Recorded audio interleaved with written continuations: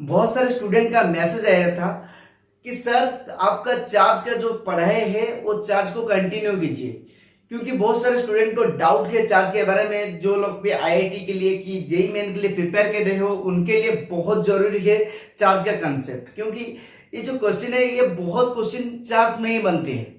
जैसे कि अभी से भी आपका जो इस साल जो एग्जाम का पेपर आया था वहां पे भी बहुत क्वेश्चन चार्ज से बने। तो हम चार्ज को थोरोली पढ़ेंगे तो हमारा कुछ फायदा होगा, क्योंकि एग्जाम तो हम निकाल लेंगे तो हमारा डे टू डे लाइफ के लिए थोड़ा बहुत आइडिया आ जाएगा। तो चलो हम स्टार्ट करेंगे आज का टॉपिक इलेक्ट्रिक चार्ज के सेकेंड एपिसोड में। तो इलेक्ट्रिक चार्ज में क्या पढ़े थे हम उस दिन? पढ़े थे जो बड़ी चार्ज कैसे होता है, आइदर इलेक्ट्रॉन लॉस होने से हो जाता है या कुछ इलेक्ट्रॉन गेन होने से हो जाता है। तो चार्ज होने के लिए बॉडी को दो चीज करना पड़ेगा, एक इलेक्ट्रॉन लॉस करना पड़ेगा या इलेक्ट्रॉन गेन करना पड़ेगा। तो ये एक बॉडी है। सपोज मैं पहली बात आपको बताना चाहता हूं, हम थोड़ा शुरुआत से देखते हैं। तो मैटर के बनने से पहले क्या होता था? अब क्या सोच रहे थे, सबसे smallest particle of the matter कौन सा है? आपके लिए क्वेश्चन है, सबसे smallest particle of the matter कौन सा है? तो ये सब लोग जानते हैं, सब बच्चे जानते हैं, आटम है। आटम है, आटम ऐसा है जो कि सबसे स्मॉलेस्ट है, जिसका स्ट्रक्चर हम पढ़े थे, जो कि सेंटर में क्या था? न्यूक्लियस था। उसका सराउंडिंग में कुछ ऑर्बिट में, कुछ कौन सा ऑर्बिट में? फिक्स्ड ऑर्बिट में क्या था? इलेक्ट्रॉन था। इलेक्ट्रॉन था कि नहीं था? इलेक्ट्रॉन था। तो इलेक्ट्रॉन को मैं दिखा रहा हूं, देखो ये 4 इलेक्ट्रॉन है, ये 8 इलेक्ट्रॉन है, ये सब सारा का कंसेप्ट, ये टोटल कंसेप्ट इसमें फोकस है। क्योंकि अगर सोचो ये एक आटम है और एक आटम और एक आटम, एक साथ बहुत सारे आटम मिलके क्या बनाए? मैटर बनाए। बहुत सारे आटम मिलके क्या बनाए? मैटर बनाए। तो मैटर बनने के लिए एटम का जरूरत है, क्योंकि जो एटमॉस्फेयर है, अब जहां पे बैठते हो, ये पेन है, ये बोर्ड है, ये सारा चीज मैटर है। तो ये सारा चीज कैसे बना? इस एटम से। हर कोई का स्मॉलेस्ट पार्टिकल क्या है? एटम है। तो इस अब अगर एक सपोज मैं क्या करूं, एक पेपर को टुकड़ा टुकड़ा कर लूं, बहुत छोटा छोटा टुकड़ा कर लूं। ये एक पेपर, मैं इसको क्या किया? इतना इतना छोटा छोटा टुकड़ा कर लिया। ओके, अगर मैं उसको जॉइन करूं, कैसे जॉइन करूं? आप सोचो, पेपर का टुकड़ा इतना इतना स्मॉल स्मॉल हो गया, उसके बाद आप उसको जॉइन करना चाहते हो, कैसे जॉइन करोगे? थोड़ा दिमाग लगाओ। ऑब्वियसली आप अगर जॉइन कर भी लोगे तो कैसे आपको लगेगा? हाँ, पेपर ऐसा था, अभी ऐसा है। उसका शेप भी चेंज हो सकता है, कुछ पेपर मिसिंग भी हो सकता है, कुछ भी हो सकता है, मगर आपको पेपर को पेपर जॉइन करना है। ये छोटे छोटे टुकड़े टुकड़े पेपर को आपको क्या करना है? जॉइन करना है। तो आप क्या करोगे? गम लाओगे इस पेपर को जॉइन करने के लिए। मैं गम लाया, इसको जॉइन किया, इसको जॉइन किया, इसको जॉइन किया, इसको जॉइन किया, तो मेरा ये जो छोटा सा टुकड़ा क्या हुआ? एक पेपर हो गया। तो मैं सारे एटम को जॉइन कर रहा हूं, किससे? गम से। गम मिलाएंगे तो हम पेपर बनाएंगे, छोटे छोटे टुकड़े से एक बड़ा पेपर बनाएंगे। अगर गम नहीं होगा तो कैसे हम बनाएंगे? जैसे ही आटम है, आटम के साथ क्या जुड़ा है? Nuclear force of attraction. क्या जुड़ा है? Nuclear force of attraction. ये जो न्यूक्लियर फोर्स ऑफ अट्रैक्शन, ये कैसा काम करता है? गम के तरह।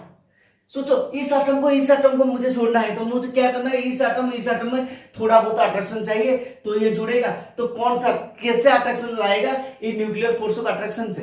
ये न्यूक्लियर फोर्स ऑफ अट्रैक्शन क्या करेगा? ये दो एटम को क्या करेगा? ऐसे ही जोड़ लेगा। ये दो एटम है, इसको जोड़ लिया, फिर से इसको भी जोड़ लिया, इसको भी जोड़ लिया, इसको भी जोड़ लिया। इसी तरह से हमारा क्या बन गया? मैटर बन गया। अभी आपके पास मैटर है, उसके पास आप डिजाइन किए। अगर मैटर का आप क्या किए? कुछ चीजों में रब किए, तो वो कुछ प्रॉपर्टी दिखा रहा था। क्या दिखा रहा था? उससे क्या लूज हो रहे थे? क्योंकि किस लिए मैटर जिंदा है? न्यूक्लियर फोर्स के लिए। किसके साथ? एटम के साथ। अगर न्यूक्लियर फोर्स ऑफ अट्रैक्शन छूट गया तो क्या हो गया? इलेक्ट्रॉन लूज हो जाएंगे। न्यूक्लियस का फोर्स ऑफ अट्रैक्शन एटम से छूट गया तो क्या हो गया?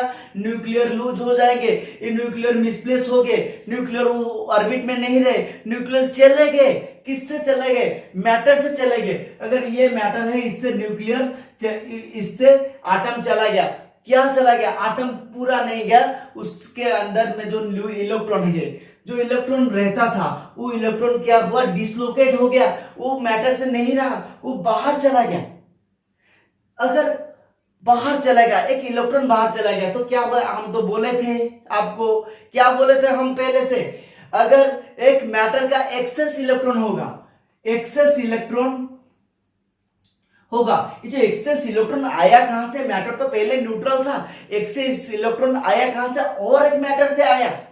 क्या हुआ, अगर आप कंघी से जब रब कर रहे थे अपने हेयर को, तब क्या होता था, उस रब के टाइम में कंघी से क्या हुआ था, इलेक्ट्रॉन क्या हो रहा था, डिसलोकेट हो रहा था, इलेक्ट्रॉन कंघी से चले जा रहा था, तो इलेक्ट्रॉन चले गया, उसका मतलब क्या हुआ, कंघी में जितना आटम था उसके आटम से कुछ इलेक्ट्रॉन बाहर चला गया, जो बाहर चला गया कंघी क्या हो गया, चार्ज हो गया। क्योंकि हम क्या कहते थे, एक्सेस इलेक्ट्रॉन आइदर चार्ज, या जहां पे इलेक्ट्रॉन कम है उसको हम चार्ज बॉडी कहते हैं। जिसलिए कंघी से इलेक्ट्रॉन कहां पे ट्रांसफर हुआ, हेयर पे ट्रांसफर हुआ, तो वो भी चार्ज हो गया। उसके बाद बेलून के, मैं आपके लिए एग्जांपल दिया था, बेलून के स्वीटर के साथ जब रब कर रहे थे, बेलून से आटम निकल गया, तो बेलून को क्या कर रहा था, रिपल कर रहा था। क्यों रिपल कर रहा था, आटम चला गया, वो डेफिशिएंसी ऑफ आटम हो गया, डेफिशिएंसी ऑफ इलेक्ट्रॉन हो गया, वो बेलून क्या हो गया, चार्ज हो गया। तो एक्सेस इलेक्ट्रॉन रहने से इलेक्ट्रिक चार्ज होता है, तो एक्सेस इलेक्ट्रॉन ना भी रहने से, कम इलेक्ट्रॉन रहने से भी बॉडी चार्ज होता है। उसके बाद हम पढ़ेंगे conservation of charge. Conservation of charge क्या है, इस सारे चीज को एक्सप्लेन कैसे करेंगे। चार्ज तो एक प्रॉपर्टी है, किसका प्रॉपर्टी है, मैटर का प्रॉपर्टी है। चार्ज क्या बोल रहा है, चार्ज बोल रहा है मैं चार्ज हूं। कब मैं चार्ज हूं, जब मैं एक प्रॉपर्टी हूं, किसका, मैटर का मैं एक प्रॉपर्टी हूं। कब मैं चार्ज होऊंगा, चार्ज रहूंगा, जब मैं किसी इलेक्ट्रिक फील्ड में जाऊंगा। मैं इलेक्ट्रिक फील्ड में नहीं गया तो मैं क्यों चार्ज हूं। अगर आप चार्ज को इलेक्ट्रिक फील्ड में लोगे, जैसे कि वो क्या करेगा, आपको कैसे पहचानोगे चार्ज इलेक्ट्रिक फील्ड में, जैसे ही हम एग्जांपल दिए थे, किसका ऊपर हम एग्जांपल दिए थे, दो चीज का ऊपर। पहली चीज एक बेलून का ऊपर एग्जांपल दिए थे, जिसका स्वेटर से हम क्या कर रहे थे, रब कर रहे थे। जो स्वेटर से हम रब कर रहे थे बेलून को, तब क्या हुआ, ये बेलून है, इसको मैं स्वेटर से रब किया तो क्या हुआ, इलेक्ट्रॉन कुछ लूज हो गए। इलेक्ट्रॉन लूज होने के बाद ये बेलून और एक बेलून को क्या कर रहा था, रिपेल कर रहा था। ये जो और एक बेलून को रिपेल कर रहा था, क्यों रिपेल कर रहा था, वो एक फील्ड एक्सपीरियंस कर रहा था। किसका फील्ड एक्सपीरियंस कर रहा था, इलेक्ट्रिक फील्ड एक्सपीरियंस कर रहा था। ये जो इलेक्ट्रिक फील्ड है, जब इलेक्ट्रिक फील्ड बन जाती है तब काम आसान हो जाता है, क्योंकि इलेक्ट्रिक फील्ड में चार्ज का रोल आ जाता है। क्योंकि हम जान पाते हैं एक बॉडी चार्ज है कि नहीं। एक केस में क्या हुआ, बॉडी चार्ज है, क्यों, due to the repulsion force, due to the repulsion, क्योंकि बॉडी अब अट्रैक्ट नहीं कर रहा था, वो सेम बॉडी को क्या कर रहा था, रिपेल कर रहा था, बहुत ही कम फोर्स के साथ। इतना ज्यादा भी नहीं, इतना जोर से रिपेल कर लेगा, बहुत ही कम फोर्स के साथ वो थोड़ा बहुत ही रिपेल तो कर ही लेगा। ये सारा कंसेप्ट था इलेक्ट्रिक चार्ज का। नेक्स्ट हम पढ़ेंगे कंजर्वेशन ऑफ चार्ज। वो चार्ज कैसे कंजर्व होता है, चार्ज कैसे कंजर्व होता है, मतलब चार्ज दो नेचर को फॉलो करता है। पहला nature additive nature. Additive nature क्या है, एक चार्ज एडिटिव नेचर फॉलो करता है, मींस क्या है, एडिटिव का मतलब क्या हुआ, एडिटिव का मतलब हुआ सबको मिलजुल के चलो, सबको आर करते रहो, जैसे कि 3 + 4 = 7, दिस इज द एडिशन। तो एडिशन में मतलब हुआ सबको मिलजुल के रहना है। तो चार्ज भी सब क्या करेंगे, मिलजुल के रहेंगे। एक बॉडी है वो न्यूट्रल है, क्या है, न्यूट्रल बॉडी है। ये बॉडी क्या है, न्यूट्रल है। अगर ये बॉडी चार्ज होगा तो आइदर इलेक्ट्रॉन क्या होगा, इलेक्ट्रॉन रिमूव होगा, या इलेक्ट्रॉन क्या होगा, इलेक्ट्रॉन गेन होगा।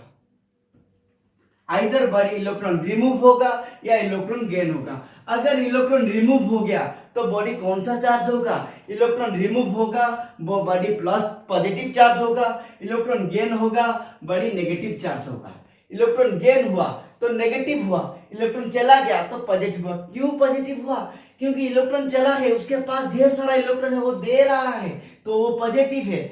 इसका मतलब ये इलेक्ट्रॉन ले रहा है, इसके पास पैसा नहीं है तो ये क्या है, नेगेटिव है। तो बॉडी क्या कर रहा है, एडिटिव नेचर का मीन्स अगर इसके पास 5 चार्ज है, चार्ज का यूनिट क्या है, चार्ज का यूनिट है कूलम, इसके पास 5 चार्ज है, मतलब एक बॉडी के पास 5 कूलम चार्ज है, मैं और 2 कूलम चार्ज आके, मैं 2 इलेक्ट्रॉन और आके ऐड कर लूं, वो क्या होगा, 7 कूलम चार्ज होगा, क्योंकि बॉडी क्या कर रहा है, एडिटिव नेचर फॉलो कर रहा है, वो सारे को मिलजुल के फॉलो कर रहा है। दूसरा चीज conservation of charge. Conservation of charge क्या है, देखो एक बॉडी से चार्ज भाग गया, इसका मतलब नहीं वो डिस्ट्रॉय हो गया। एक बॉडी से एक चार्ज भागा, एक इलेक्ट्रॉन भागा, इसका मतलब नहीं वो बॉडी टोटली, इस बॉडी टोटली क्या हो गया, डिस्टर्ब हुआ। इस बॉडी से क्या हुआ, इलेक्ट्रॉन भाग गया, तो इलेक्ट्रॉन भाग गया, इलेक्ट्रॉन रिमूव हो गया, तो इसका मतलब ये नहीं ये चार्ज हो गया। अभी जो इलेक्ट्रॉन गया ये क्या डिस्ट्रॉय हुआ, नहीं, ये कहां गया, ये और एक बॉडी के पास गया, इससे इलेक्ट्रॉन भागा, इसके इलेक्ट्रॉन मिलाया, इससे भागा और इससे पहुंच गया, तो इलेक्ट्रॉन तो डिस्ट्रॉय नहीं हुआ। तो कंजर्वेशन चार्ज क्या कहा, जो एनर्जी का कंसेप्ट कहता है energy cantt be created nor be destroy, ऐसे मैं कह सकता हूं charge cantt be created nor be destroy, क्योंकि पहला जो एटम था, पहला जो मैटर था, उसमें चार्ज था या अनचार्ज था, वो क्या, ये किसने क्रिएट किया, हमने तो नहीं किया, आर्टिफिशियली तो क्रिएट नहीं हुआ, तो हम क्रिएट नहीं कर सकते, चार्ज को डिस्ट्रॉय भी नहीं कर सकते। ये सारा कंसेप्ट है कंजर्वेशन ऑफ चार्ज का। लास्टली एक मैं कंसेप्ट पढ़ाऊंगा जिसमें क्या बोलेंगे, कंजर्वेशन ऑफ चार्ज से और क्या सीखेंगे, जैसे कि हम कहते हैं E इक्वल टू mc², इस सारे कंसेप्ट के बेस के ऊपर कंजर्वेशन ऑफ चार्ज का कंसेप्ट डिपेंड है, कंजर्वेशन ऑफ चार्ज का कंसेप्ट डिपेंड है। हम क्या करते हैं, चार्ज को ना ही क्रिएट करेंगे ना ही डिस्ट्रॉय करेंगे, but it transfer from the one body to another, एक मैटर के पास हो रहा तो वो दूसरे एटम के पास पहुंच जाता था। ये टोटली कंसेप्ट का चार्ज का कंजर्वेशन के ऊपर, चार्ज का कुछ नेचर के ऊपर, हम उसके बाद पढ़ेंगे कूलम्ब्स लॉ, कूलम्ब्स लॉ के बाद पढ़ेंगे और भी बहुत सी पढ़ने के लिए। तो ये आज का वीडियो था ओनली चार्ज के ऊपर। Thank you for the watching. अगर आपको वीडियो अच्छे लगे प्लीज लाइक करना, शेयर करना मत भूलना और बेल आइकन को जरूर प्रेस करना। Thank you.